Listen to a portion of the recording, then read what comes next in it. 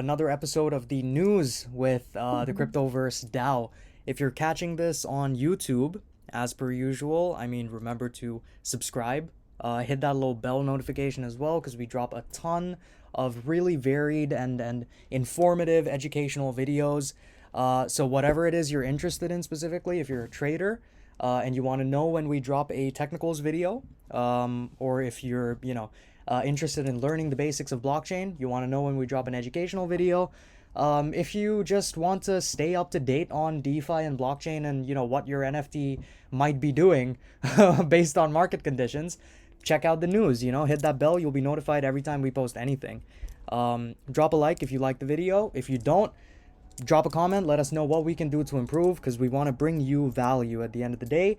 We exist to educate you and to bring you as much information about blockchain and the world of blockchain as we possibly can. Now, with that in mind, let's roll right into it. What's been happening in the world of DeFi? Christ, obviously Bitcoin's down. Everything is down right now. We're in the midst of a bear market, but it's testing the metal. It's testing the metal of a lot of projects, a lot of people, a lot of organizations, and I guess you'll just have to diamond hand through it, and right now, Solana. What's happening to Solana, man? What's happening to Solana? What did Watcher Guru just tweet about today? Just in, Solana-based protocol Solend has voted to invalidate the proposal that granted control over the largest whale. This has been a developing story. This is... My goodness. Look at that. Voter visualization. Let's break down the story itself, right? So Ezra, one of our... we see this name a lot. We see Ezra a lot. Ezra brings us the sauce 11 hours ago. Let's break it down together, right? So Solend invalidates Solana whale wallet takeover plan with a second governance vote. If Solend is unable to take over the account, some believe it could cause a meltdown, driving Sol's price to zero. We saw a meltdown with Terra Luna as well. A similar thing. Like I was saying, yeah, Terra Luna, same thing happened, and Solana, the entire kind of ecosystem is at risk now. So the Solana-based DeFi lending protocol Solend has created another governance vote to invalidate the recently approved proposal that gave Solend Labs quote-unquote emergency powers, kind of like a government. This happens in Sri Lanka, man, like all the time. Presidential quote-unquote executive powers. Anytime there's like a mild dissatisfaction with the government, boom, you're in martial law. So it's a question that's arisen now over control. Should people have access to like someone's wallet, even if it's the case that it's a whale that might completely derail the entire ecosystem? The question remains, is that right? Is that fair, right? To avoid liquidation, is it fair to access someone's wallet, even if it is a whale's? On Sunday, the crypto lending platform launched a governance vote. It was titled SLND1, Mitigate Risk from Whale. That was the visualization that we just took a look at. It says there's only one vote that matters. Look at that. Look at the size of the influence. That's crazy. That's crazy. Look at the spread of opinion. What is even the point? You can check whether the whale is sleeping or not. That's what someone says. People say, I will continue to DCA into Solana, great layer 1 protocol. Sol is the second largest NFT marketplace. What happens if Solend collapses and the devs decide to snatch and run? That's a good question too. Solana needs to update their smart contract coding rules. Crazy that this is even a possibility. Now it's just ridiculous. A double vote is almost worse. Trust still lost, right? This is interesting. This is something you should do. Anytime there's anything happening in the world of crypto, read around the article itself. Do your own research into everything. It's not just do your own research. Doesn't just mean take a look at, the smart contracts behind an NFT project before you decide to buy it or not. Do your own research into everything, into all these ecosystems, into blockchain as a whole, where it came from, where it started, what it set out to achieve in the first place. How it was meant to be used. These are important things to kind of, ideate around in your head. Now, it allowed the governance vote, the first one, allowed Solend to reduce the risk that whale the risk that its liquidation poses to the market. By letting the lending platform access the whale's wallet, that's the tough question. Is that a good thing? Should it be allowed? And letting the liquidations happen over the counter. According to Solend, if Sol drops in price and the whale gets liquidated, then the lending platform may end up with bad debt and could strain the Solana network. The proposal was approved, but criticism. This is what happens, right? So again, DeFi sector comes under scrutiny because of Solend. Spur of the moment governance proposal because of the whale, right? This is what happened.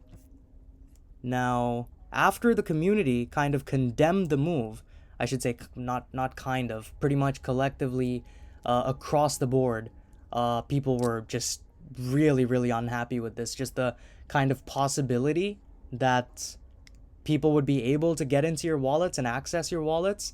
The fact that, what it shows is that in an emergency, sure, in an emergency, you do have that power.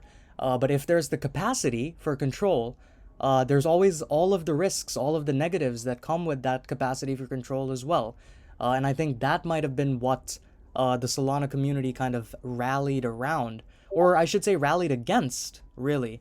They called it the opposite of what DeFi should be, which, to be honest, I agree with. I mean, it's a tough question because it's like, do we let the whole ecosystem potentially collapse, or do we access this wallet and prevent that from happening? I mean, I think you should let this ecosystem collapse. If it's meant to collapse, it'll collapse. If it's not meant to be there, it's kind of like how evolution works, right? It's not like survival of the fittest. What does it mean? It's not that one giraffe grows a longer neck within its lifetime. No, it's like if you have a gene for an abnormally long neck, you survive longer and you pass your genes on. It's not that within the lifetime the organism changes.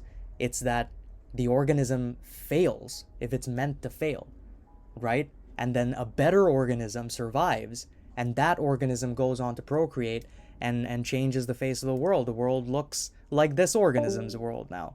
You know what I mean? But then as conditions change, that, it's kind of like a not self-sustaining, but a self-equating system. It's a system of path of least resistance, basically, is what it is.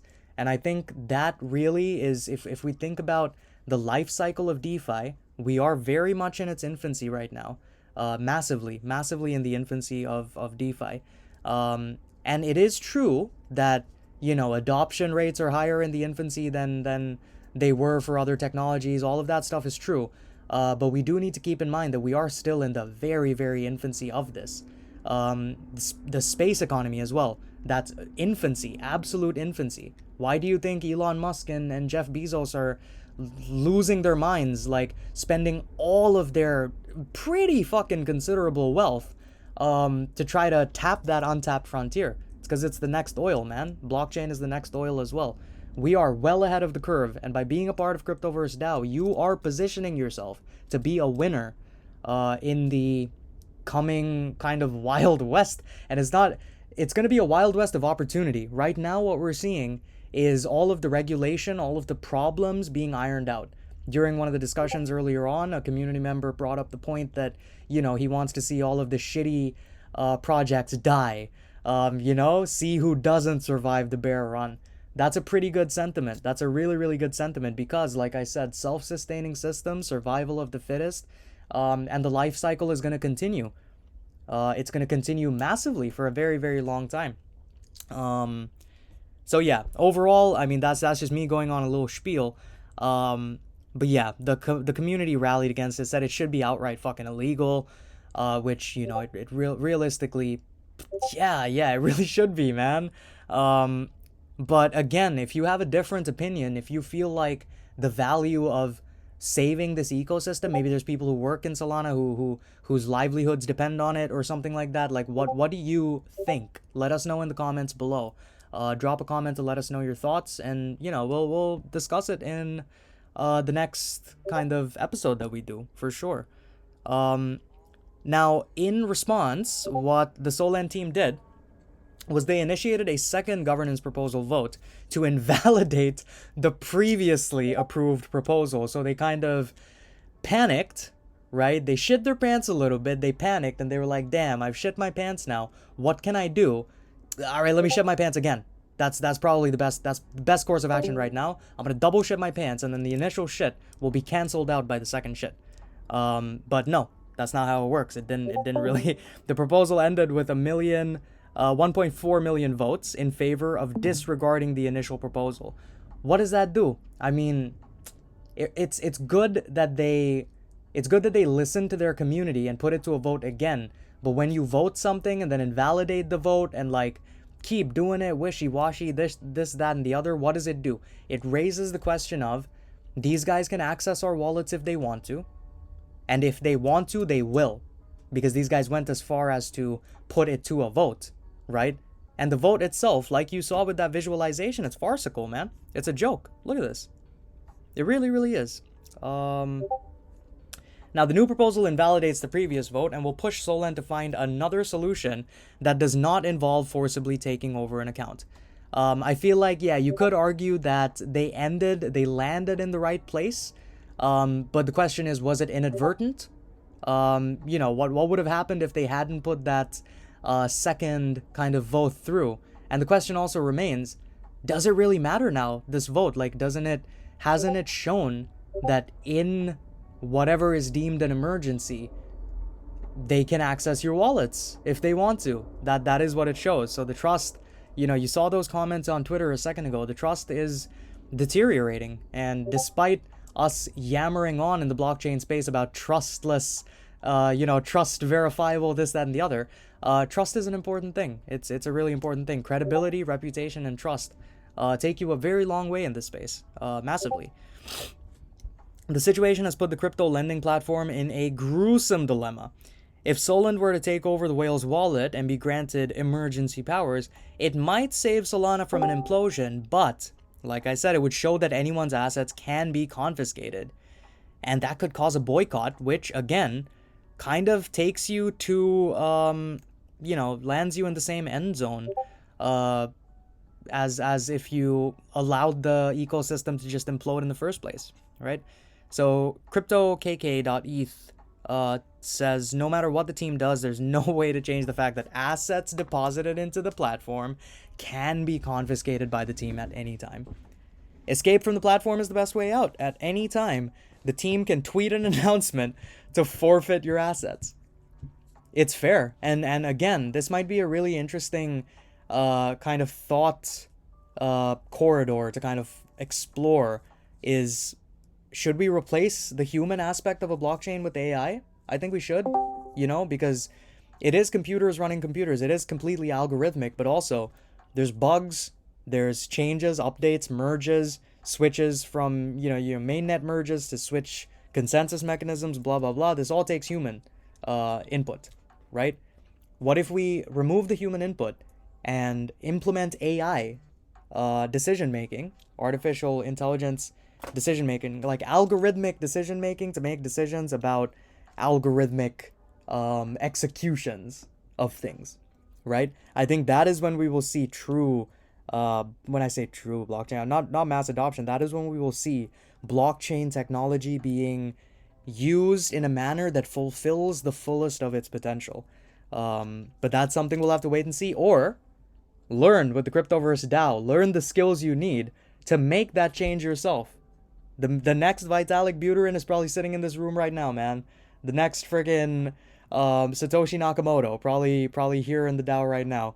All you gotta do is just empower yourself with those skills to make the change you want to see in the world, and take us closer to that beautiful future that I know that we can all enjoy together as humans.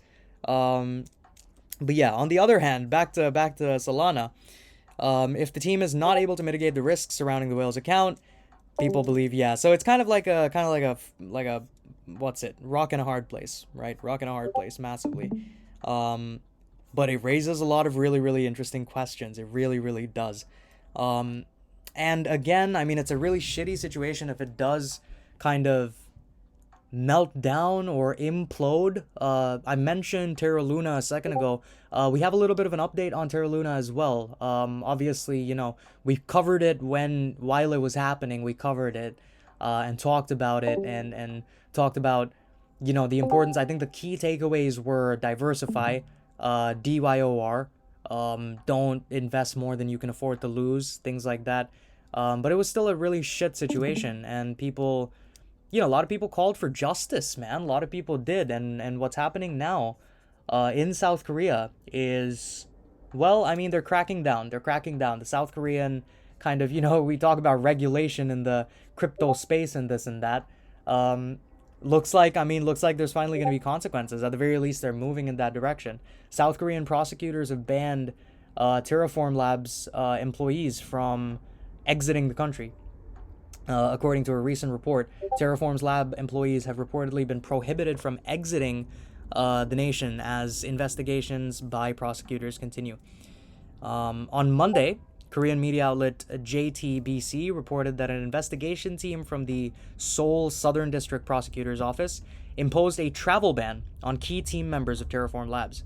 Ban was put into place to eliminate the possibility of key officials within the company fleeing abroad to avoid further investigation. Shady. The report also highlighted the Terraform Labs CEO, Diddley Do Kwon himself, bro, who's a key figure in the investigation, is currently residing in Singapore. Word, my friend was in Singapore recently, which is outside of the country. Well, yeah, obviously, Singapore is outside of the country of South Africa, bro. I don't think that was... Whatever. Because of... very, very detailed. Very detailed. Because of this, the prosecution may take measures such as invalidating Kwon's passport. Oh, that's why they made that point. Invalidating his passport before launching a more comprehensive investigation into him. In a tweet, Terra developer Daniel Hong shared that even former Terraform Labs employees have received a exit ban from the government. According to Hong, none of the other employees were notified to avoid any possibility of the destruction of evidence as the investigation continues. Damn, this is like a movie, bro. This is literally like a movie. When the Alphabet Boys are closing in, everyone's closing in, and they're about to, you know, everyone's like, burn the tapes or whatever. Stop asking me why I couldn't make it to New York City, friends. Let's take a look. What's he saying? This is Daniel Hong. The Korean government imposed an exit ban for all ex-Terra Money employees today. Makes the distinction, doesn't he? So that's what that looks like. Okay. Hi, Korea. That's such a friendly government website, bro. God damn.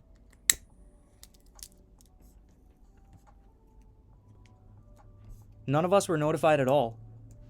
When I found out about this, South Korean prosecution told me they usually don't notify people because they might destroy it. Well, yeah, makes sense. To be honest, people being treated as potential criminals like this is absolutely outrageous and unacceptable. You know what is outrageous and unacceptable? That fucking Luna crash and burn, bro. Like, but whatever, man. Bet anyone who was willing to cooperate would no longer want this. What do you guys think about this? Does Daniel Hong make a fair point? Do you think that everyone involved in the Terra Luna fiasco is, you know, getting what they deserve? Do you feel like maybe it's inadvertent? It wasn't really their fault and they didn't do it intentionally. Do you feel like they're getting a bad rap for it? Or do you think that it doesn't really matter whether it was intentional or not? People still got hurt and they should have acted more responsibly. What is it that you think? Let us know in the comments below, and we'll break it down in the live discussion very soon as well. Hong also expressed disappointment with the ban, saying it shows employees are being treated as... The developer noted that employees who might have been willing to cooperate now may have changed their minds because of the ban. In May, a famous financial crimes investigation unit dubbed the Grim Reapers of Uido, I'm sorry, Uido, I'm gonna call it Uido, was revived by South Korea to investigate the collapse of Terra. The team consists of various regulators and will focus on prosecuting fraud and illegal trading schemes. I don't want to go into too much detail about Terra Luna because we did cover it on, you know, several episodes of like news and like discussion breakdowns, blah blah blah. So, you know, go through all the playlists. Just, you know, search within the channel Terra Luna. It'll come up, Luna. Just type in Luna and you'll find the video. And take a look, engage with that, and let us know what you think. Grim Reapers, that's a sick name for a investigation unit too. The team consists of various regulators and will focus on prosecuting fraud and illegal trading schemes. Meanwhile, exchanges in Korea have formed a new system that would ensure regulatory compliance and make united decisions to prevent another situation like we saw with Terra. The emergency system will be activated within 24 hours. Let's take a look at what that is. So Korean exchanges will soon be required to list tokens based on the same guidelines to ensure compliance with local regulations and make emergency decisions together to avoid another Terra-style collapse. So how does it work? Exchanges will convene to respond to sudden adverse market effects, such as what happened with Terra in May. I mean, good, but then again, with the convention of big exchanges, you could see the same thing that happens with business. Collusion could occur. That's a risk. Anytime there's risk, there's the potential for the fulfillment of that risk, which is dangerous. The agreement came after 5 of the country's largest exchanges, Upbit, Bithumb, CoinOne, Corebit, and GoPax, attended a session at the National Assembly, South Korea's legislature, to address market fairness on Monday. Interesting. Okay, see, like small moves into, this is what it says here, industry in the right direction. Small moves towards fair regulation. I think regulation is very similar to capitalism in a lot of ways. It's a good, some people love it, some people hate it. It's very polarizing, very divisive. But also, you can have fair regulation, measured regulation, but then some people believe that's just a pipe dream, like ethical capitalism, right? Some people believe that by virtue of the model itself, it cannot be, the definition of regulation is inherently a control-seeking endeavor, just by virtue of what it is. Just like capitalism, by virtue of what it is, cannot be ethical because it does not account for ethics, right? Just interesting stuff to think about, and it really goes to show how educating yourself within DeFi, just being plugged into the DeFi space, really teaches you so much about life, the way the world works. It's not just how do I code a blockchain. It's not just how do I write a smart contract. It's not just how do I code a token and make a DEX and make it look pretty and send a token and make some money. It teaches you how to operate in this world and develop as a person as well. Just a lot to it, We expect the latest events to serve as a catalyst for a more united voice and discipline, creating a more sound trading environment. At the end of the day, man, if it protects innocent people, that's something that we need to think about too. It's usually, with any new technology, it's the very wealthy, the wealthiest of the population that will be the first adopters. And it's usually the beta testers that get the bad end of the stick are, the early adopters who are not wealthy, regular folk like you and me, right? These are the people that get burned by things and get things tested on them and stuff like that. So at the end of the day, any small moves that protect the little guy, that's something that I'm happy with. That's something that I'm all for. It's only, it just shouldn't go any further than that is where I stand on this. But let me know where you stand on this, man. Let us know what your opinions are. Interesting system. So it's basically just the largest crypto kind of exchanges like banding together to agree to kind of mitigate any risk of a Terra Luna fiasco together by working together, which is nice. Really, really nice to see. Love it. Obviously, all of these articles will be in the stream resources, so you can take a look in your own time. But yeah, South Korea cracking down. Now let's move away from South Korea and let's visit the Big Apple. This is an older article. I'll pull up the website too. This is one of the largest NFT events that's happening right now. Here it is. This, to me, is Woodstock. This is New York Times. The 4th annual NFT industry event, June 20, today for the next 3 days. It's happening. There's a really, really cool project called Copernic Space. They're doing a little satellite event around this. I think Another really cool use of blockchain technology, Satoshi Island. I think they will be probably they have some kind of presence here as well. Um, but take a look, man. It's so cool. Literally, there's like the after parties and shit. I think there's like a strip club thing happening. It's freaking next level, man. Like DeFi is here. DeFi is here to stay. Happening on the biggest stage in the biggest. It's literally the city of like a hub for art and culture and just culture, man. It's a cultural center for Western sort of global society. And DeFi and NFTs are taking over. It's massive. It's cool as hell. Check out the website. Um, let's take a look at where this all started. So since 2018, these guys have been committed to NFTs and the builders before anyone cared.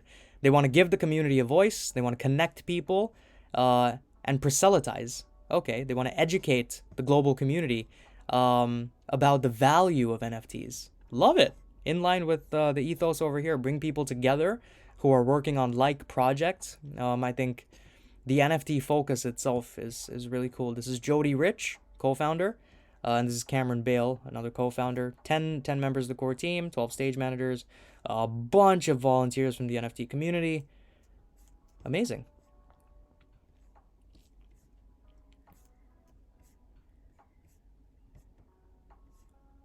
Everything with NFTs. Swag giveaways, everything's done as NFTs. Proof of attendance NFTs as well. NFT speaker cards. NFT attendee cards. Ooh, that's a ape right there. We're gonna talk about the apes very soon. And the NFT awards artifact. We were involved in this as well.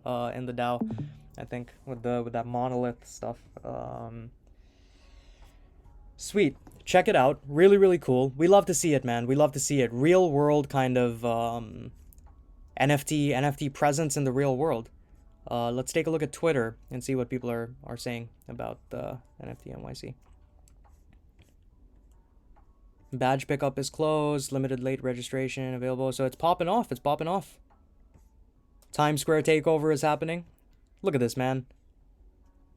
Look at the people. Look at the people out there. We got humans. We got real humans out there, man. Making moves. The Academy of Young Leaders happening right now. Registration closes at 4. Sweet. Look at this dude. He's loving it. He's having such a great time. Where's late registration? Just landed. I can tell you first. What? I can tell you firsthand the energy. Oh, I can tell you firsthand. Okay, right. Sweet, man. Bro, that looks sick, man. Look at that. Oh, I wish I was in New York right now, man. This would be so cool to go to. This would be so cool to go to.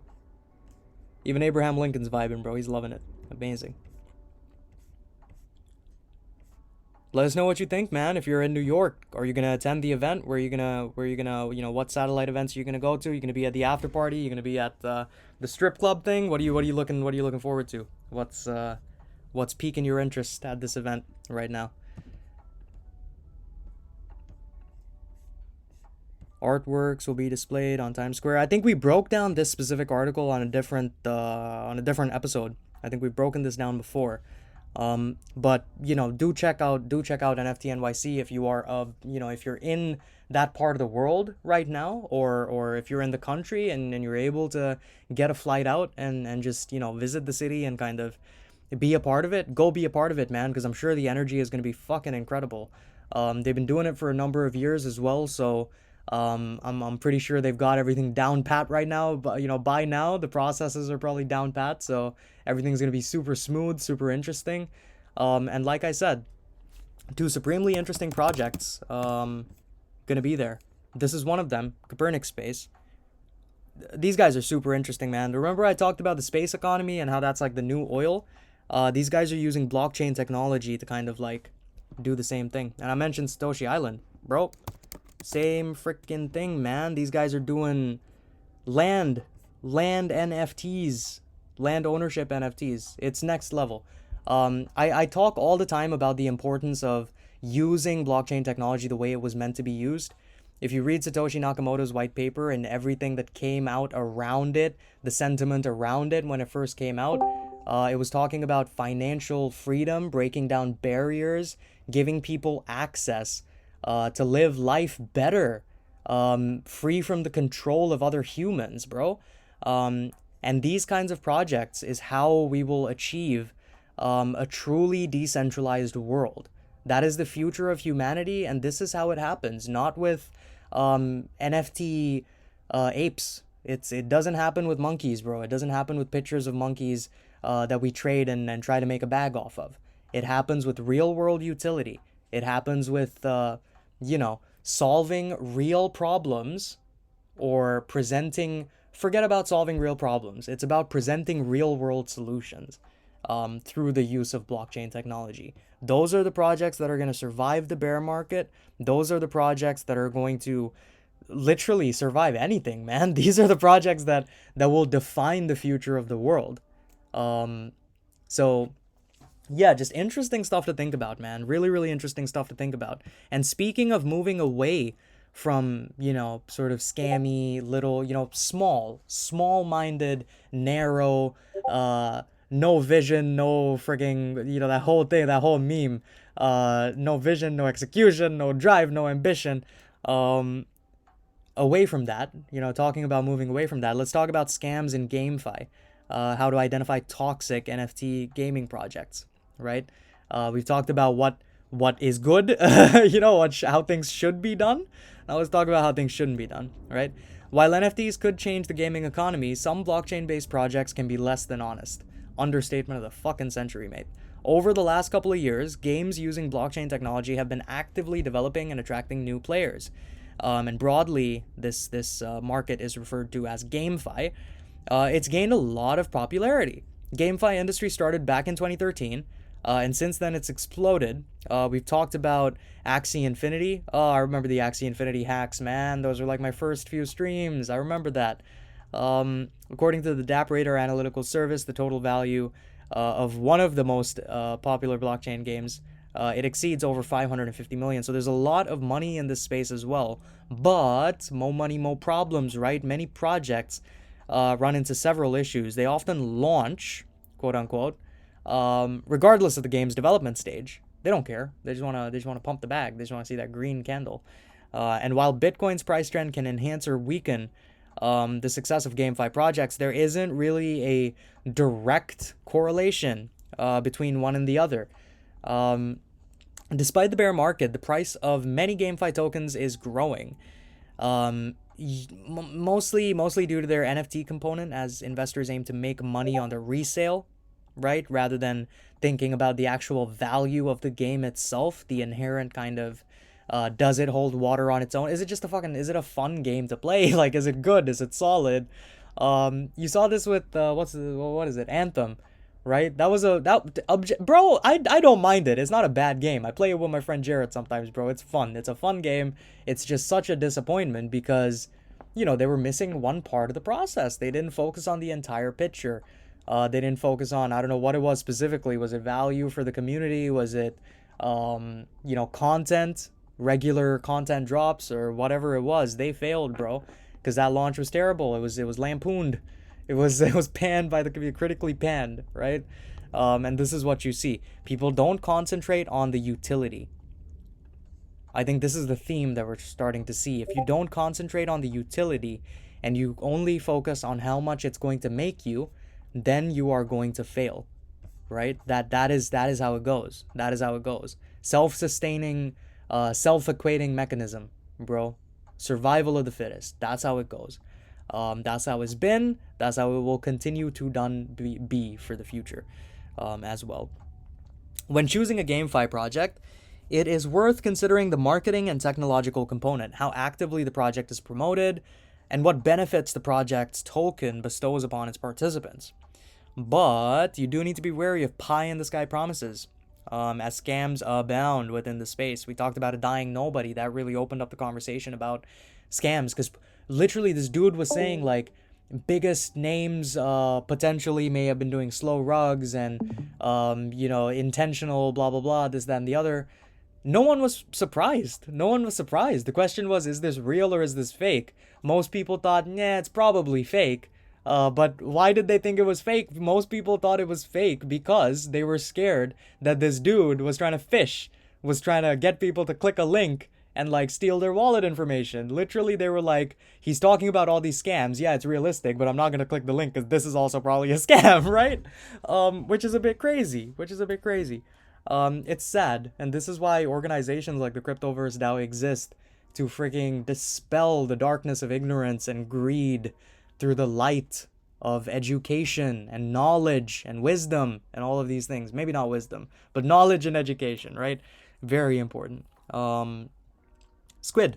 Let's talk about it. Squid Game. It was based on that Netflix show. I still haven't watched it. I've been told to watch it. Still haven't seen it. It collapsed. Squid collapsed in 2021 to almost zero after rising to $2,800. The token, which is based on but not affiliated with Netflix's Squid Game, first appeared in October of that year. Crypto game that consists of 6 rounds. Kind of like the rounds. Yeah, okay, sure. I don't know. Haven't seen the series. To participate in each round, users needed to pay with Squid tokens. The game was scheduled to launch in November. Developers would get 10% of the funds, and the winners of the game would get 90% of the funds. Interesting. At the time of the token's release, users noted that it was impossible to sell the purchased currency. Should have gone on the GitHub. Should have looked at the smart contracts. Furthermore, observers started to grow suspicious when it was discovered that there had been no official connection between the token, Netflix, and the authors of the series. So they began to warn users about a possible scam. When the warnings became widespread enough, the scammers rug pulled. They pulled the rug from underneath the community. According to several reports, fucking hell, man, 3.38 million in total. That's scummy. That's fucking disgusting, bro. The leaders of the classic gaming industry are just regular gaming, I suppose, are highly suspicious of GameFi. And tend to avoid the industry altogether, which is a sign for users to be cautious. Literally, it's because there's no utility and people are fucking greedy. That is the only reason. GameFi could be such a cool thing too, man. We need to implement blockchain on, everything. Video games, streaming services, everything that we do, everything we consume, everything that runs on a computer can run on a blockchain. But, it is what it is, man. Humans, innit? Humans are humans. So Valve, Gabe Newell, absolute fucking legendary company, legendary guy. Biggest video game developers in the United States. In February of this year, commented on his firm's decision to stay away from the GameFi sector, right? It's more about bad actors and less about the technology itself.